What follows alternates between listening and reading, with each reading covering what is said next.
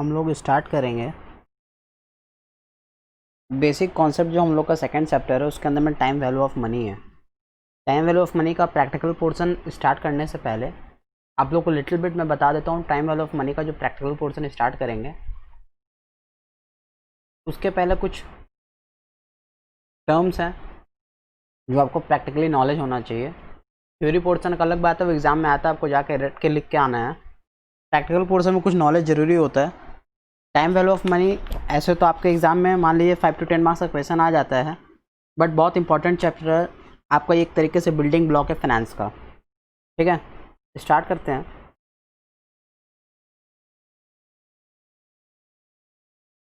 Time value of money जो chapter है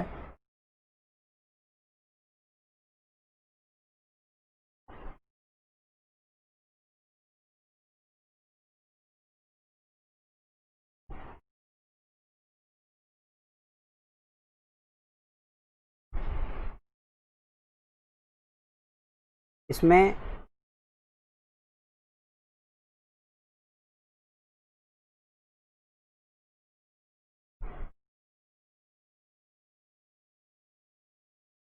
आपको कुछ कॉन्सेप्ट्स हैं जो समझना होगा। हम लोग स्टार्ट करते हैं एक बार के लिए। ठीक है, आपको समझना होगा इंटरेस्ट क्या होता है पहले। ठीक है, आपको धीरे धीरे करके बहुत सारे टॉपिक्स इसमें समझने होंगे। स्टार्ट करते हैं।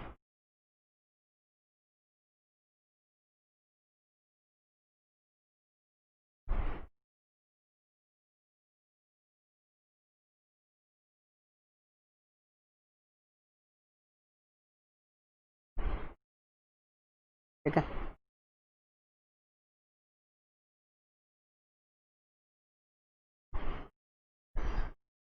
टेक फॉर एग्जांपल हम लोग एग्जांपल लेते हैं कि हम लोग ने एक इनिशियल इन्वेस्टमेंट किया है कहीं पे।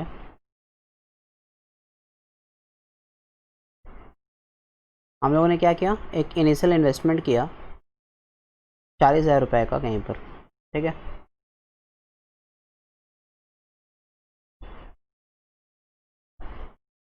कितने साल के, कितने दिन के लिए? For 1 year. ठीक है,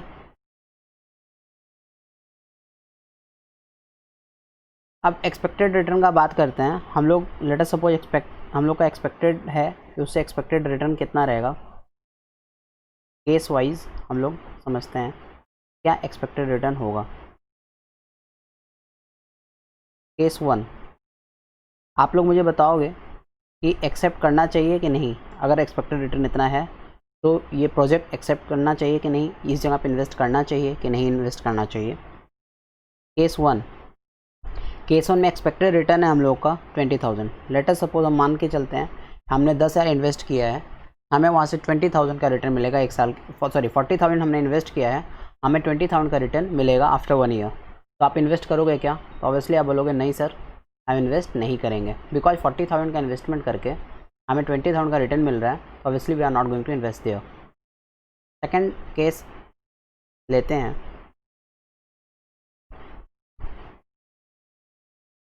सेकेंड केस लेते हैं, लेट अस सपोज हमने 40,000 का इन्वेस्टमेंट किया। ठीक है, 40,000 का इन्वेस्टमेंट करके हमें 40,000 का रिटर्न अगर मिलता है तो क्या हमें प्रोजेक्ट लेना चाहिए? तो आप लोगों में से कुछ लोग बोलोगे हाँ लेना चाहिए, कुछ लोग बोलोगे नहीं लेना चाहिए, है ना। जो लोग बोल रहे हो लेना चाहिए वो गलत बोल रहे हो, बिकॉज आपने 40,000 का अमाउंट क्या किया है, सेक्रीफाइस किया है ना। आपने 40,000 रुपीज़ सेक्रीफाइस किया है, जिसका आप क्या कर सकते थे, करंट कंजम्पशन कर सकते थे, उसको आप यूज़ कर सकते थे, आप उसको एंजॉय कर सकते थे। पर आपने उस 40,000 को यहाँ पे क्या किया है, इन्वेस्ट किया है, या यूँ कहें सेक्रीफाइस किया है। 40,000 का अमाउंट सेक्रीफाइस करके अगर आपको एक साल के बाद में 40,000 का ही रिटर्न मिलना है तो कोई फ़ायदा हुआ क्या? नहीं। आपको कुछ एक्स्ट्रा रिवार्ड मिला क्या? नहीं। वो तो आप करंट कंजम्पशन करते तो भी आपका फ़ायदा होता। आप नहीं कंज्यूम किए, आपने उसे कंज्यूम नहीं किया, आपने उसे सेक्रीफाइस किया, तो आपको क्या मिला? 40,000 लगा के 40,000 आपको मिला, एक्स्ट्रा रिवार्ड कुछ मिला क्या? नहीं। तो ऑब्वियसली आपको क्या हुआ, आपके सामने कोई रिवॉर्ड नहीं आया, नो रिवॉर्ड। कोई रिवॉर्ड नहीं आया तो ऑब्वियसली आप क्या करोगे, एक्सेप्ट करोगे क्या? You are not going to accept. ठीक, थर्ड थर्ड ऑप्शन क्या हो सकता है? हम लोग एक काम करते हैं, थर्ड ऑप्शन मानते हैं कि हमें, थर्ड ऑप्शन है कि हमें 50,000 मिलता है, ठीक है।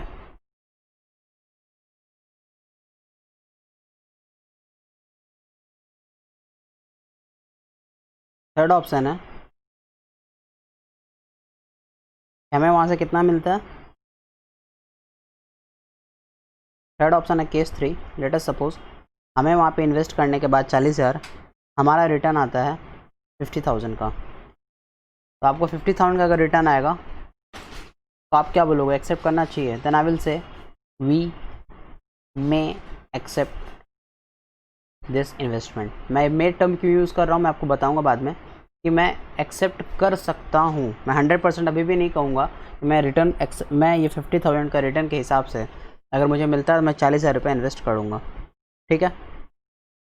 आपको 40,000 के रिटर्न, 40,000 के इन्वेस्टमेंट पे एक्स्ट्रा रिटर्न कितना मिला, एक्स्ट्रा रिवॉर्ड कितना मिला? एक्स्ट्रा रिवॉर्ड ऑब्वियसली आपको कितना मिला है? 50 माइनस 10 के, 50 माइनस 40 के, तो आपको एक्स्ट्रा रिवॉर्ड कितना मिला? 10,000। यही ना रहा आपका बेनिफिट।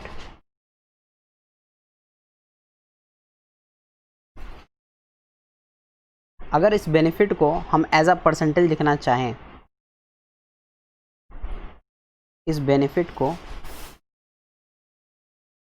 एज अ परसेंटेज अगर हम लिखना चाहें, as a percentage of initial investment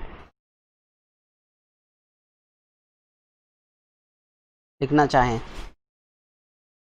तो 10,000 का बेनिफिट हुआ आपका। कितना आपने इन्वेस्ट किया था? 40,000 रुपया। आपको रिटर्न 10,000 का मिला है रिटर्न, आपको 10,000 का रिवॉर्ड मिला है 40,000 के इन्वेस्टमेंट पर, तो ऑब्वियसली आपको कितना परसेंट का रिटर्न मिला है? 45%। ये जो 45% निकला ना आपका, यही होता है आपका इंटरेस्ट रेट। इसी को हम कहते हैं रिटर्न ऑन इन्वेस्टमेंट। इसी को कई बार हम लोग कहते हैं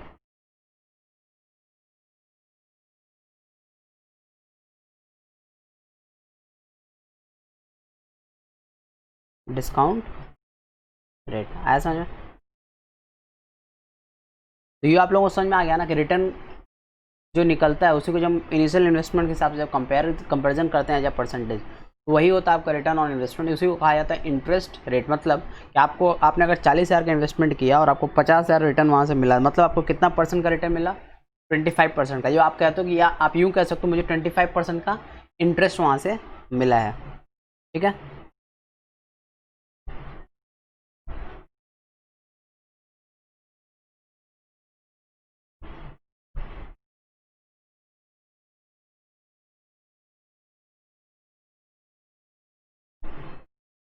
अब आते हैं, समझते हैं कुछ इंटरेस्ट के डेफिनेशंस को, ठीक है। स्टार्ट करते हैं, कुछ इंटरेस्ट के डेफिनेशंस को समझते हैं।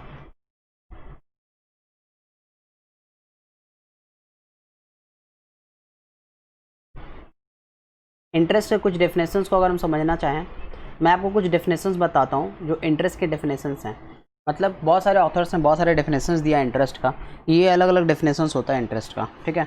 हम लोग उन डेफिनेशंस को एक बार समझते हैं। पहला,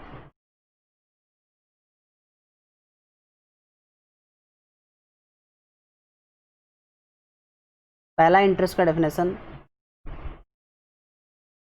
कुछ ऑथर्स का मानना है इंटरेस्ट का डेफिनेशन है, इंटरेस्ट का डेफिनेशन है return require for sacrificing current consumption. मैंने कहा ना कि अगर आप वो पैसा आज आप करंट ईयर में कंज्यूम कर लेते हो उस, तो वो आप कंजम्पशन कर सकते थे, पर आपने क्या किया? उसको सेक्रीफाइस किया। आपने ऑप्शन लिया सेक्रीफाइस करने का। सेक्रीफाइस, अगर आप करंट कंजम्पशन का सेक्रीफाइस करते हो तो उसके लिए आपको कुछ रिवॉर्ड मिलना चाहिए। वो जो रिवॉर्ड मिलता है उसे ही इंटरेस्ट का नाम देते हैं कुछ ऑथर्स, ठीक है। सेकेंड,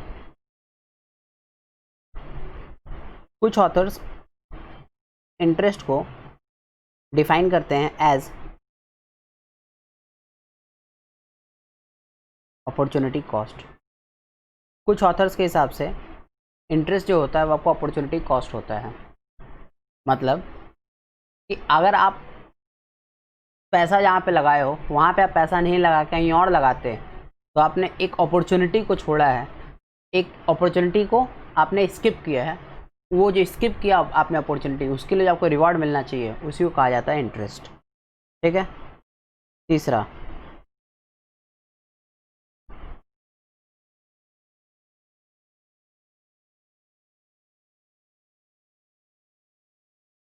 सपोज बैंक से आपने 40,000 का लोन लिया और आपने 50,000 रुपया उस बैंक को रिपे कर दिया आफ्टर 1 ईयर। ठीक है। तो आपने एक्स्ट्रा कितना रिटर्न किया? आपने एक्स्ट्रा अमाउंट रिटर्न किया। 40,000 आपने लोन लिया, 50,000 रुपया आपने रिटर्न किया, तो आपने एक्स्ट्रा रिटर्न कितना किया? 10,000 रुपया। तो आपने जो 10,000 रुपया एक्स्ट्रा रिटर्न किया वो क्यों किया? You have return 10,000 extra amount for the use of an asset called capital, है ना। तो इंटरेस्ट का एक डेफिनेशन यहाँ से आया जो मैंने आपको एग्जांपल दिया। वो डेफिनेशन क्या रहा जो मैंने भी आपको बताया? It is a return for using N asset called capital. आपने बैंक को पैसा क्यों एक्स्ट्रा दिया? क्योंकि आपने उसके पास से उसके कैपिटल को यूज़ किया, उसके एसेट को आपने यूज़ किया है।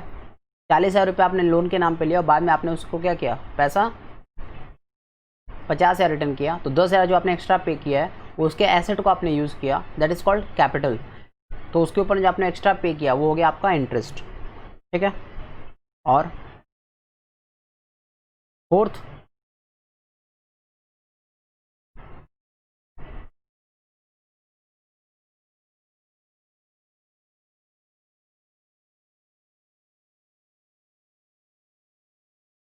मैं आपको बताता हूँ।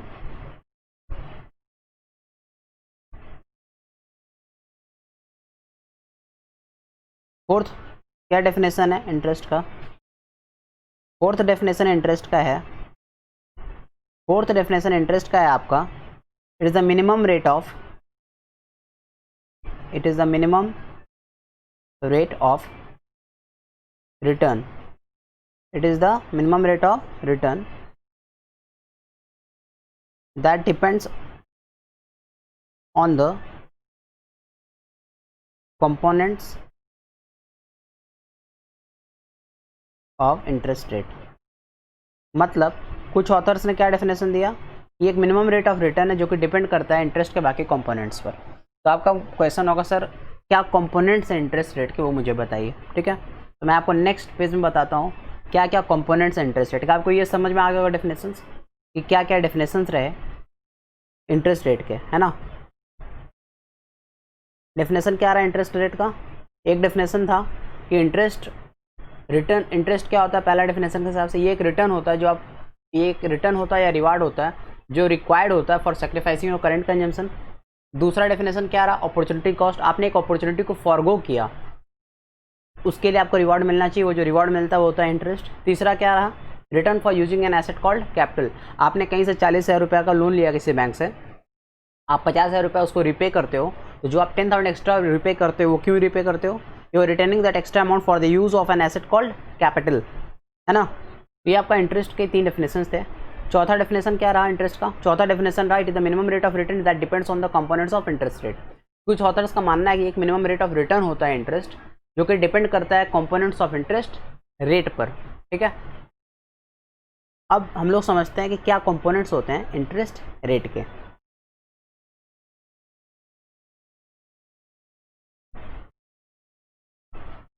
देखते हैं क्या हमारे कंपोनेंट्स होते हैं इंटरेस्ट रेट के। ठीक है।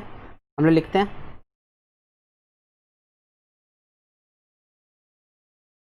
वेरियस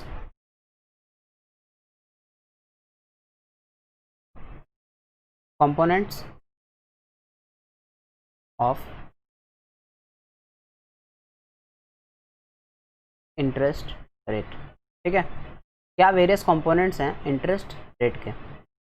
पहला,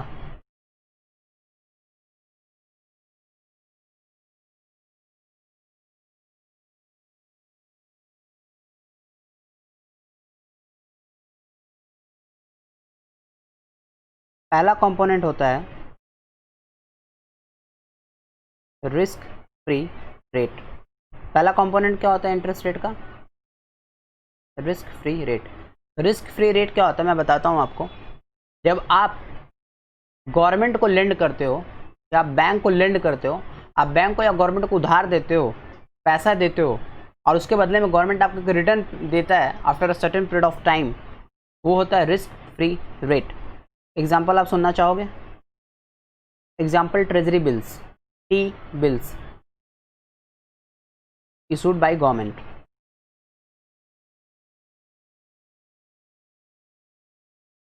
ठीक है, ट्रेजरी बिल्स गवर्नमेंट बीच बीच में इशू करते रहता है। आप जब उस ट्रेजरी बिल को खरीदते हो तो इनडायरेक्टली आप क्या करते हो? गवर्नमेंट के ट्रेजरी में आप पैसा लगाते हो, गवर्नमेंट को आप इनडायरेक्टली पैसा लोन देते हो, और गवर्नमेंट आपको after certain period of time आपका पैसा वापस करता है with certain rate of interest साथ में मिला के। ये होता है रिस्क फ्री रेट। आपके माइंड में क्वेश्चन आना चाहिए कि यहाँ पे टर्म यूज़ क्यों किया गया है? यहाँ पे टर्म यूज़ क्यों किया गया है? रिस्क फ्री रेट है ना। ये जो टर्म यूज़ किया गया है रिस्क फ्री, रिस्क फ्री इसलिए टर्म यूज़ किया गया है बिकॉज आप जब गवर्नमेंट को जब आप लेंड करते हो या जब आप बैंक को लेंड करते हो तो इनडायरेक्टली आपका पैसा रिस्क फ्री होता है, पैसा डूबता नहीं है। गवर्नमेंट को अगर आप लोन दे रहे हो तो आपका पैसा वापस आएगा, डूबेगा नहीं, ये आपको विश्वास होता है, इसीलिए इसे कहा जाता है रिस्क फ्री। अच्छा, अगर आपके माइंड में क्वेश्चन आना चाहिए सर अगर रिस्क फ्री है, रिस्क नहीं इन्वॉल्व है इसके साथ में, तो रिटर्न कैसा रहेगा? तो ऑब्वियस सा बात है, रिस्क फ्री है मतलब अगर रिस्क इसका कम है तो रिटर्न कैसा रहेगा? रिटर्न भी कम रहेगा। पर अगर रिस्क ज़्यादा होता तो रिटर्न कैसा आता? ऑब्वियसली रिटर्न ज़्यादा आता। और यहाँ तो रिस्क फ्री है ना, रिस्क कम है ना, तो ऑब्वियसली आपका क्या होगा? रिटर्न कम रहेगा। नेक्स्ट आता है डिफ़ॉल्ट रिस्क प्रीमियम। नेक्स्ट आता है default risk premium. Default risk premium क्या होता है? डिफ़ॉल्ट रिस्क प्रीमियम अगर आप समझो,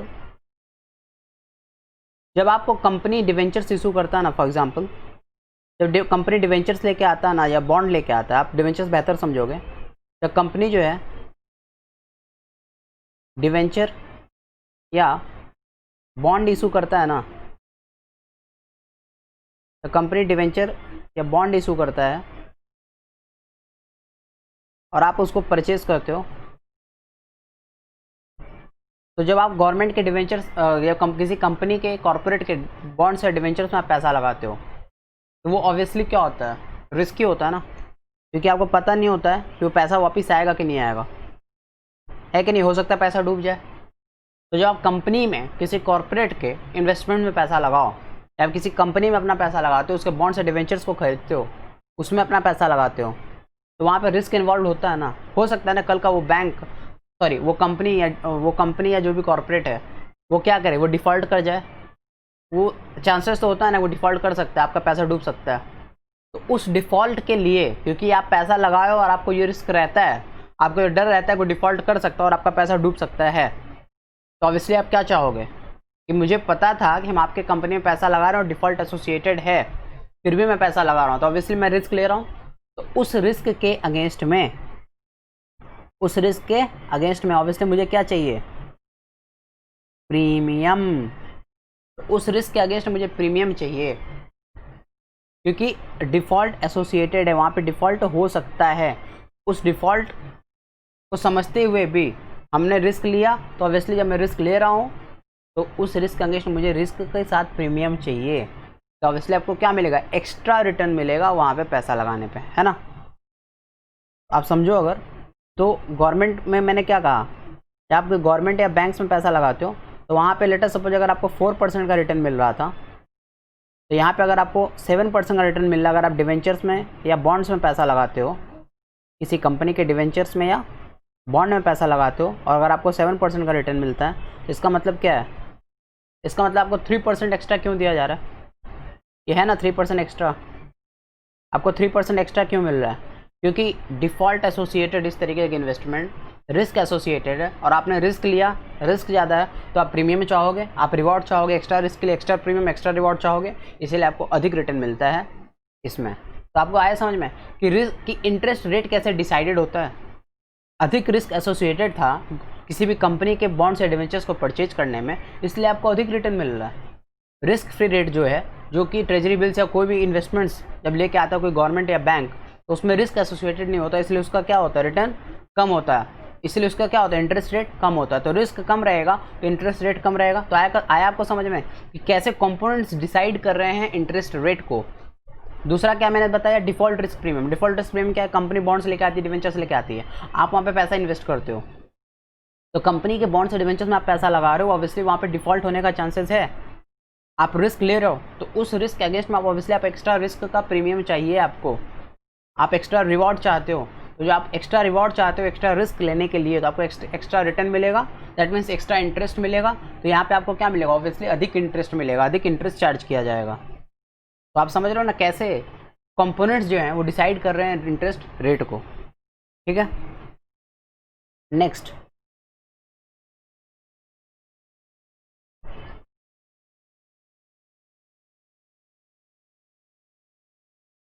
नेक्स्ट आप समझो तीसरा कंपोनेंट क्या है जो डिसाइड करता है।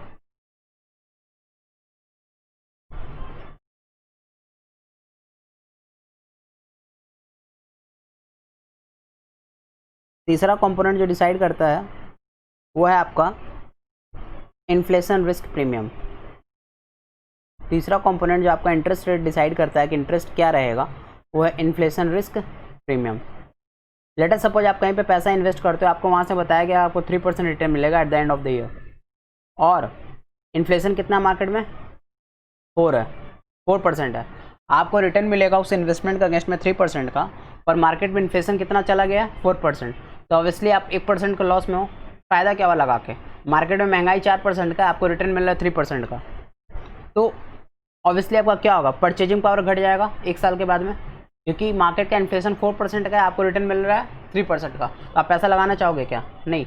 तो इसीलिए इन्फ्लेशन रिस्क प्रीमियम का एक कॉन्सेप्ट आता है कि आपको गाइड किया जाएगा, एक तरीके से आपको सेफगार्ड किया जाएगा इन्फ्लेशन के हिसाब से, इन्फ्लेशन से। दैट मीन्स कि अगर मार्केट में 3% का 4% का इन्फ्लेशन मिल रहा है, इन्फ्लेशन रेट चल रहा है, तो ऑब्वियसली आपके इंटरेस्ट को कंसिडर करते टाइम इन्फ्लेशन भी कंसिडर किया जाएगा, सो दैट आप इन्फ्लेशन को चेंज कर सको, इन्फ्लेशन को कवर अप कर सको। नेक्स्ट कंपोनेंट क्या है, maturity risk premium. Next component है maturity risk premium. Maturity risk premium क्या होता है, आप मैच्योरिटी टर्म समझते हो ना। मैच्योरिटी ज़्यादा होता है अगर किसी भी इन्वेस्टमेंट में, कहीं पर अगर आप इन्वेस्टमेंट करते हो उसका मैच्योरिटी पीरियड ज़्यादा है, दैट मीन्स कि वो बहुत समय के बाद मैच्योर्ड होगा, अधिक समय के बाद मैच्योर्ड होगा। इसका मतलब क्या है कि उसके साथ रिस्क ज़्यादा इन्वॉल्व है। अरे आप कहीं पे पैसा लगाते हो और आपको कह दिया जाता है कि 10 साल के बाद में इसका मैच्योरिटी होगा, 15 साल 20 साल के बाद में उसका मैच्योरिटी होगा, तो अभी ऐसा बात है, क्या होता है, रिस्क ज़्यादा हो जाता है ना। अधिक समय के बाद मैच्योर्ड होगा मतलब अधिक रिस्क इन्वॉल्व है ना। हो सकता है ना विजय माल्या वाला सिचुएशन हो जाए, पैसे ही ना मिले वापिस, हो सकता है ना ऐसा। दैट मीन्स कि अगर हाई मैच्योरिटी पीरियड है तो क्या होगा, हाई मैच्योरिटी पीरियड होने पे क्या हो सकता है, हाई मैच्योरिटी रहने पे आपका हाई रिस्क इन्वॉल्व होगा, लो मैच्योरिटी रहने पे लो रिस्क इन्वॉल्व होता है ना। तो यहाँ से समझ में आता है कि अगर मैच्योरिटी हाई है तो रिस्क प्रीमियम आपको हाई मिलेगा। आप 10 के जगह 20 साल लगाने के लिए पैसा रेडी हो, तो आप कहोगे ना हम तो अधिक समय के लिए रिस्क लेने के लिए रेडी हैं, हम अपने पैसे से बीन अपार्ट दूर रहने के लिए रेडी हैं बहुत दिन तक, 10 के जगह 20 साल के लिए रेडी हैं, अधिक समय के लिए हम अपने पैसे से दूरी बनाए रखने के लिए रेडी हैं, हम अपने पैसे को सेक्रीफाइस करने के लिए अधिक टर्म पीरियड के लिए रेडी हैं। तो ऑब्वियसली मुझे हाई रिस्क हम ले रहे हैं, हाई रिस्क ले रहे हैं, तो मुझे अधिक प्रीमियम चाहिए, और अधिक प्रीमियम चाहिए मतलब अधिक रिवॉर्ड चाहिए, मतलब अधिक इंटरेस्ट रेट हम चार्ज करेंगे। तो कहीं ना कहीं मैच्योरिटी पीरियड डिसाइड करता है आपका कई बार क्या, रिटर्न या इंटरेस्ट रेट, कितना इंटरेस्ट मिलेगा। ऑब्वियसली अगर अधिक मैच्योरिटी पीरियड है, लंबा मैच्योरिटी पीरियड है, तो आपको क्या होगा, अधिक रिटर्न मिलेगा या अधिक इंटरेस्ट मिलेगा, है ना। तो मैंने क्या बताया मैच्योरिटी रिस्क पीरियड में, मैच्योरिटी रिस्क पीरियड में मैंने कहा कि अगर हाई मैच्योरिटी पीरियड है,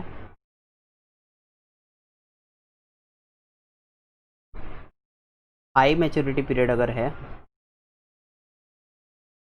तो हाई रिस्क है, और अगर हाई रिस्क है तो आपको रिस्क प्रीमियम ऑब्वियसली ज़्यादा मिलना चाहिए, है ना। ठीक है, इसका मतलब है कि अगर आपका पीरियड, जितना देर के लिए आपका पैसा ब्लॉक रहेगा, अगर वो लॉन्ग टर्म है, लॉन्ग टर्म अगर है मतलब अधिक दिनों के लिए, तो ऑब्वियसली अधिक दिनों के लिए अनसर्टेनिटी रहेगा। पैसा जब ज़्यादा दिन के लगाओगे तो अनसर्टेनिटी क्या रहेगा, ज़्यादा रहेगा, अनसर्टेनिटी ज़्यादा रहेगा। फॉर एग्जांपल विजय माल्या वाला सिचुएशन, तो अभी ऑब्वियसली आप क्या चाहोगे, आपको अधिक इंटरेस्ट मिले क्योंकि आप अधिक अनसर्टेनिटी एक्सेप्ट करने को रेडी हो। ये होता है मैच्योरिटी रिस्क प्रीमियम। तो जितना ज़्यादा मैच्योरिटी पीरियड रहेगा उतना ज़्यादा इंटरेस्ट रेट रहेगा। ठीक है, नेक्स्ट।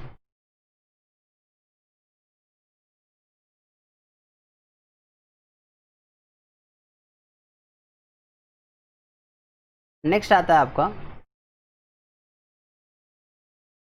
नेक्स्ट आता है आपका liquidity risk premium.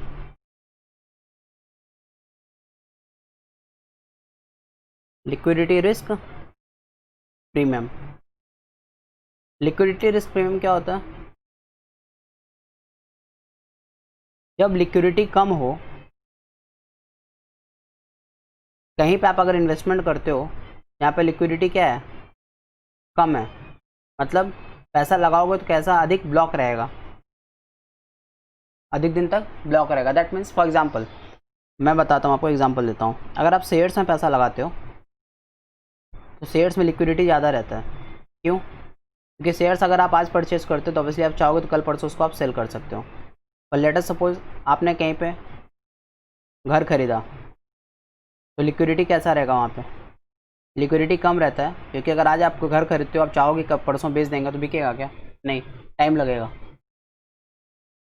Real estate में होता यूँ है, आदमी कहता है ना कि रियल इस्टेट में अगर 10 साल के लिए आप पैसा लगा के छोड़ दो तो पैसा डबल हो जाता है। क्यों होता पता है? इसीलिए क्योंकि यहाँ पे लिक्विडिटी रिस्क रहता है। मतलब आप एक बार घर खरीद लेते हो तो तुरंत आप नहीं सेल कर सकते हो। इतना आसान नहीं होता कि आप आज घर खरीदते हो अगले महीना अगले हफ्ते आप सेल कर दोगे फटाक से, नहीं, लिक्विडिटी इन्वॉल्व है वहाँ पे, लिक्विडिटी का रिस्क इन्वॉल्व है। लिक्विडिटी नहीं है, आप जब चाहोगे खरीदने के बाद में बेच नहीं सकते हो, पैसा आपके हाथ में हाथों हाथ नहीं आएगा। पैसा एक बार लगा तो ब्लॉक रहेगा कुछ दिन तक। पर शेयर्स में ऐसा है क्या, नहीं, शेयर्स में आप आज जब शेयर्स परचेज करते हो कल परसों सेल कर सकते हो, तो वहाँ पर लिक्विडिटी ज़्यादा है। पर जब आप किसी हाउस में पैसा लगाते हो, रियल इस्टेट में पैसा लगाते हो, तो वहाँ पे आपका क्या होता है, ब्लॉक होता है पैसा बहुत दिनों के लिए, या यूँ कहें कि लिक्विडिटी नहीं रहता है, लिक्विडिटी कम है। क्योंकि लिक्विडिटी कम है तो अब सा बात है उसका आपको प्रीमियम मिलेगा, इसीलिए वहाँ पे पैसा डबल हो जाता है 8 साल 10 साल के बाद में। तो वहाँ पे लिक्विडिटी भी तो कम है, आप सिर्फ ये देखते हो पैसा डबल हो जा रहा है, लिक्विडिटी भी तो कम है। आज आप फ्लैट या बिल्डिंग खरीदते हो तो इतना आसान होता है कि आज आप खरीदोगे अगले महीना बेच दोगे, अगले हफ्ता बेच दोगे, नेक्स्ट डे चाहोगे बेच देंगे, बिकेगा क्या, इतना आसान होता है? नहीं, लिक्विडिटी वहाँ पे कम है, लिक्विडिटी इन्वॉल्व नहीं है। तो लिक्विडिटी का रिस्क है तो ऑब्वियस सा बात है वहाँ पे इंटरेस्ट रेट क्या रहेगा, ज़्यादा रहेगा, आपको रिटर्न क्या मिलेगा, ज़्यादा मिलेगा, है ना। तो लिक्विडिटी का जब प्रॉब्लम हो, लिक्विडिटी रिस्क इन्वॉल्व हो, अगर लिक्विडिटी आपका कम है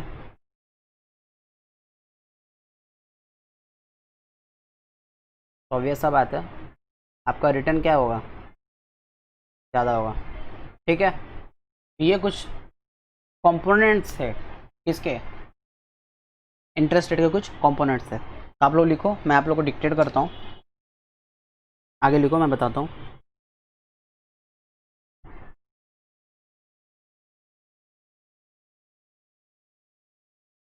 मैं बोलता हूँ, आप लोग लिख लेना एक बार, मैंने बोला है पहले, पढ़ाया है।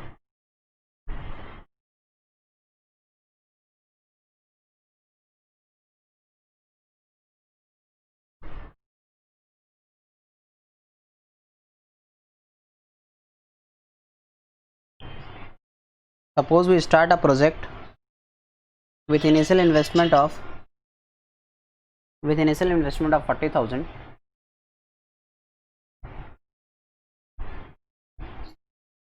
Suppose we start a project with an initial investment of 40,000, following is the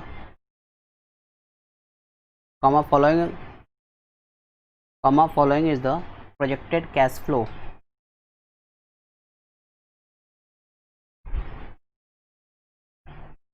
expected after 1 year. Following is the projected cash flow expected after 1 year.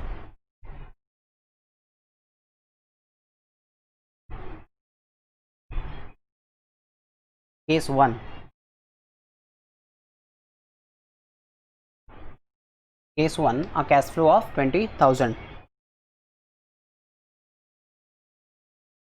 Case 1, cash flow of 20,000.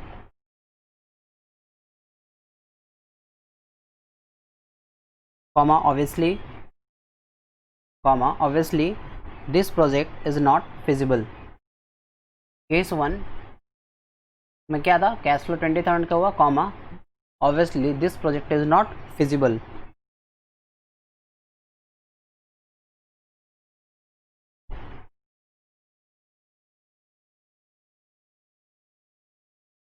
Case 2, 40,000.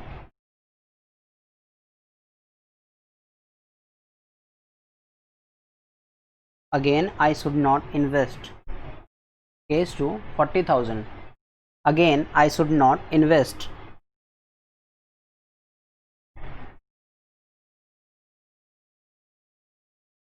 In this project. Again I should not invest in this project, as there is no reward. As there is no reward. As there is no reward for sacrificing the current consumption.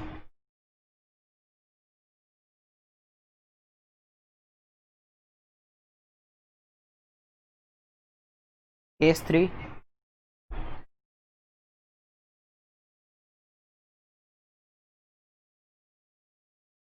Case 3, 50,000. Case 3, 50,000. मैं dictate कर रहा हूँ, लिखते रहना आप लोग. Case 3, 50,000.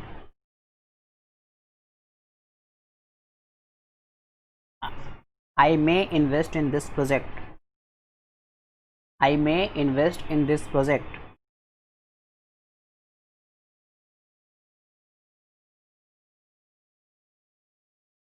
The benefit of 10,000. The benefit of 10,000 expressed as a percentage of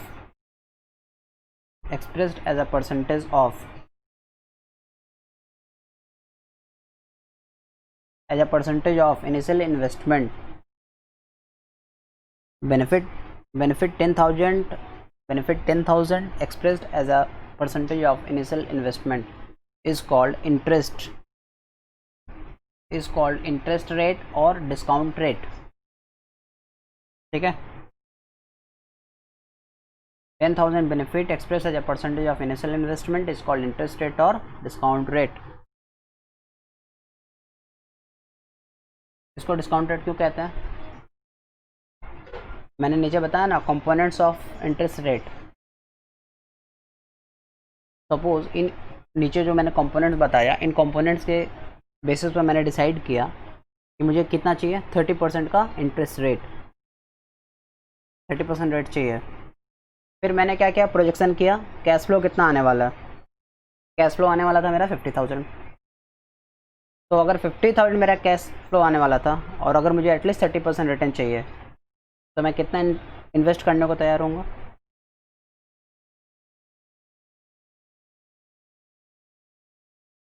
अगर मुझे 50,000 का कैश फ्लो मिलने वाला है, वो मैंने प्रोजेक्ट कर लिया है, मार्केट में इतने का कैश फ्लो होगा, 50% रेट ऑफ रिटर्न, मुझे 30% का रिटर्न,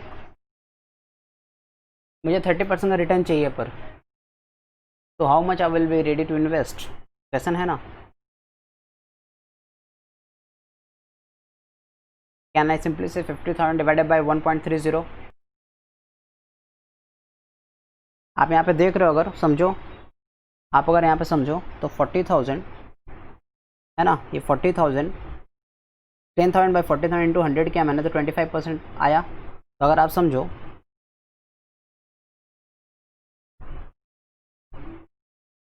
40,000 इंटू 1.25 अगर हम करते हैं तो कितना आ जाएगा, 50,000 आ जाएगा ना।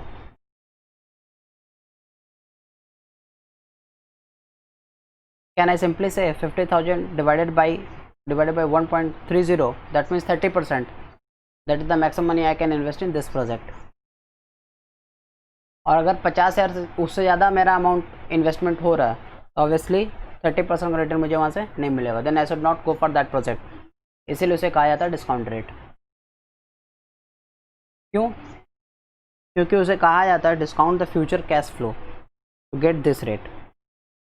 आई will discount my future cash flow using this rate to decide my present value, to decide my present value. 40,000 is present value, 40,000 is present value, 50,000 is future value, है ना। I will discount my future cash flow और future value using this discount rate to get my present value।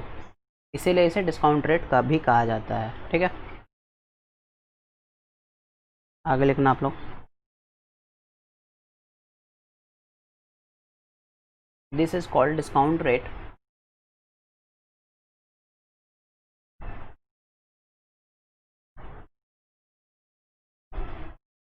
because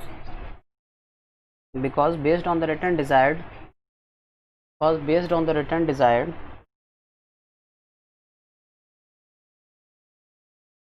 I can discount my future cash flows।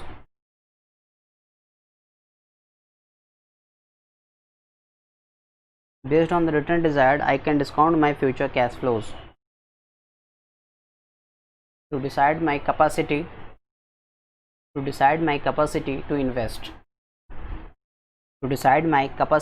to invest,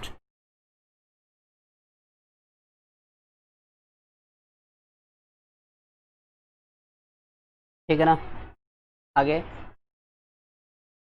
लिखो आप लोग, what is interest rate.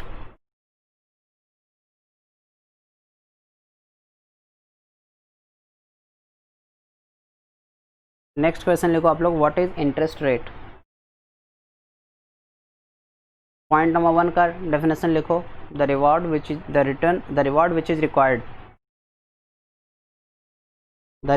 Is required for sacrificing the current consumption.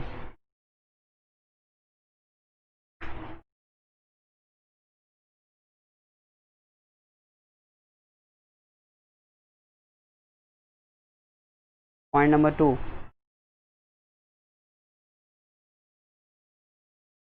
interest can be thought of as an opportunity cost।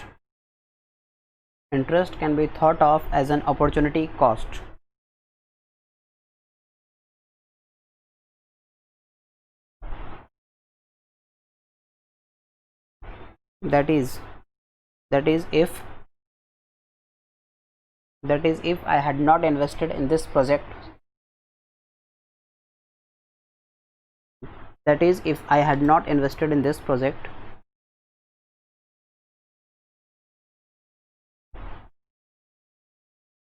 I could have say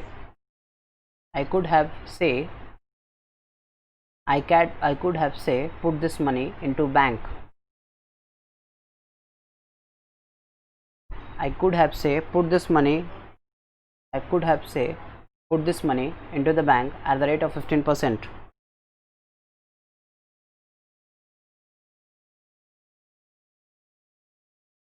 So 15% is the minimum.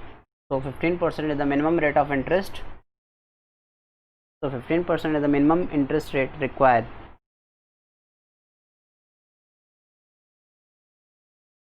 So 15% is the minimum interest rate required। ठीक है, third लिखो,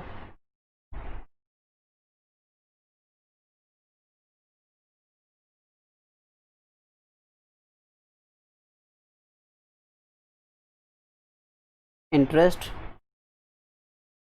can be thought of as the reward paid Interest can be thought of as the reward paid to a person or an organization. Interest can be thought of as a reward paid to a person or an organization for the use of an asset called capital. For the use of an asset called capital.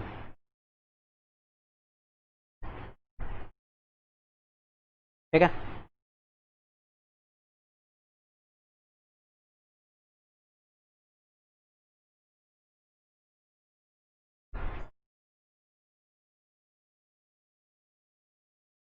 अब हम लोग जाएंगे components में.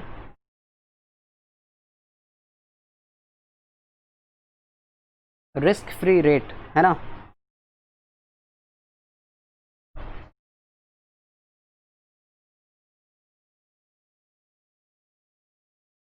Risk free rate क्या है? Risk free rate is the rate of return that you can earn by investing in treasury bills.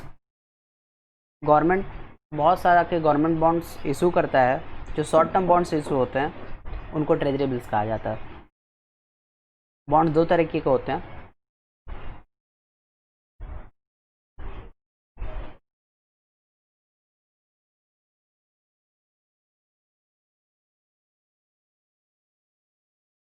मैं आपको बताऊं,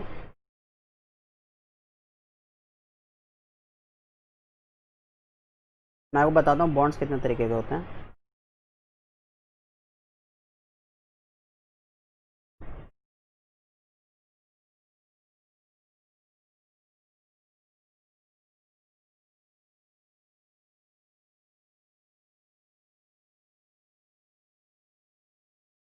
एक होता है आपका जीरो कूपन बॉन्ड्स.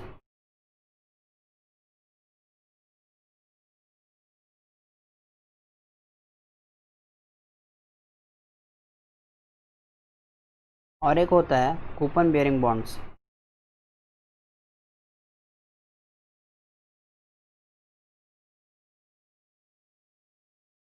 ठीक है. ये कुछ तरीके के बॉन्ड्स होते हैं जिसको हम लोग डिस्कस करेंगे अलग टॉपिक्स में, लिटिल बिट डिटेल्स में.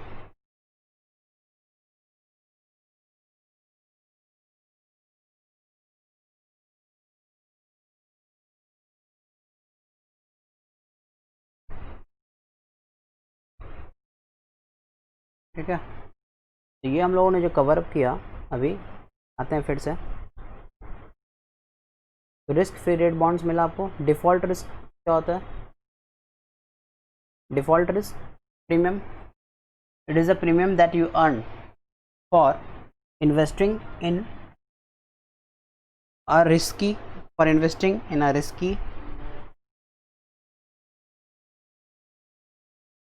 investment having default risk associated with it. ठीक है. नेक्स्ट इन्फ्लेशन रिस्क प्रीमियम जो मैंने आपको बताया था. एंड चौथा मैच्योरिटी रिस्क प्रीमियम. मैंने आपको बहुत काम भर का बता दिया है, आप वहाँ से लिख सकते हो उसको अपने लैंग्वेज में. एंड लिक्विडिटी रिस्क भी बताया हुआ है. लिक्विडिटी रिस्क क्या होता है? लिक्विडिटी कम है तो ऑब्वियसली क्या है, आपको रिटर्न अधिक मिलेगा. तो ये था आपका टाइम वैल्यू ऑफ मनी का एक तरीके से बिल्डिंग ब्लॉक जैसा था. आपको मैंने बताया इंटरेस्ट होता क्या है. ठीक है. और भी हम लोग टॉपिक्स कवर अप करेंगे इससे related conceptual based coming videos में.